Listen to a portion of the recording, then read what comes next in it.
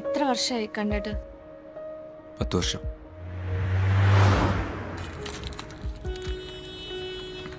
ഇതിനിപ്പോഴൊരു മാറ്റമില്ല അല്ലേ?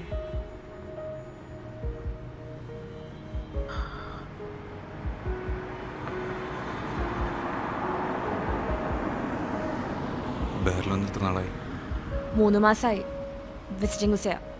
ജോലി ഇതുവരൊന്നും ശരിയായില്ലടാ. ഇനിയിപ്പോൾ 2 ദിവസം കഴിഞ്ഞാൽ തിരിച്ചു പോകണം നാട്ടിലേക്ക്.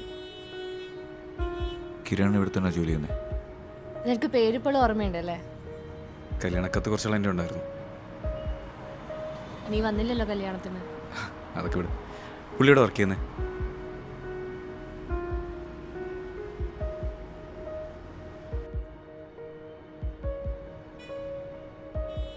ഏട്ടൻ മരിച്ചിട്ട് 2 വർഷമായി. സോറി, എനിക്ക് അറിയില്ലായിരുന്നു. ജീവിതം അങ്ങനെയല്ലേ, പെട്ടെന്ന് ഒറ്റയ്ക്കാവുന്നത് എനിക്ക് ആദ്യമായിട്ടൊന്നുമല്ലല്ലോ. ഇപ്പൊ കൂട്ടിന് മോളുണ്ട്. ഒരു ജോലിയൊക്കെ റെഡി ആയിട്ട് അവളെയും കൂടി കൊണ്ടുവരാന്നാ വിചാരിച്ചിരുന്നത്. ഇവിടെ ഇപ്പൊ കസിൻ്റെ കൂടിയാ താമസം.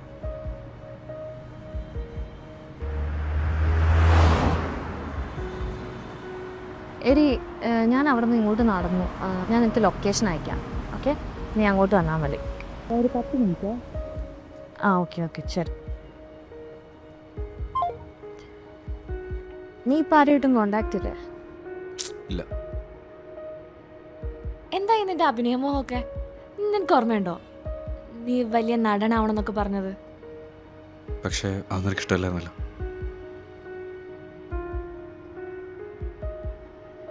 ഇപ്പം ആലോചിക്കാൻ വല്ല തമാശയല്ലേ. ഒരുപാട് ആഗ്രഹങ്ങളുണ്ടായിരുന്നു, കുറേ അലഞ്ഞു. ഒടുവിൽ വീട്, കുടുംബം, അനിയൻ്റെ പഠിപ്പ്, സ്വപ്നക്കൊന്നും സമയം കിട്ടിയില്ല. അവസാനം ഒരു ഫ്ലൈറ്റ് ടിക്കറ്റ് മാത്രം രക്ഷ. നിന്റെ ഫാമിലി?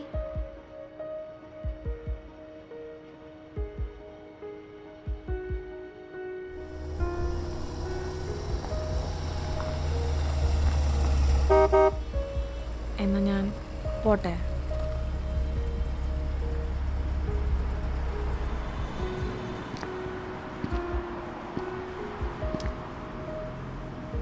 നിനക്കറിയോ, എൻ്റെ ജീവിതത്തിലെ ഏറ്റവും സന്തോഷമുള്ള ദിവസങ്ങൾ നീ അഭിനയത്തെക്കുറിച്ച് സംസാരിച്ചപ്പോഴാണ്. മനസ്സ് തുറന്ന് സംസാരിച്ച ദിവസങ്ങളും രാത്രികളും. എനിക്ക് പേടിയായിരുന്നടാ നിന്നെ നഷ്ടപ്പെടുമെന്നുള്ളത്. അതുകൊണ്ടായിരുന്നു നമ്മുടെ ഇടയിലുള്ള വഴക്കുകളൊക്കെ.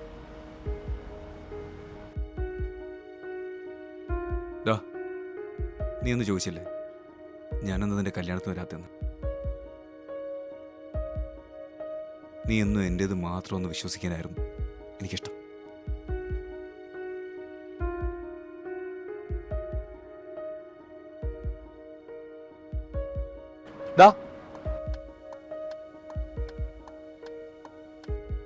ഇനി വൈകിട്ടില്ല. ഞാൻ എൻ്റെ അഭിനയമോഹം പിന്നെയും പൊടിയടി എടുത്താൽ ആലോചിക്കാം.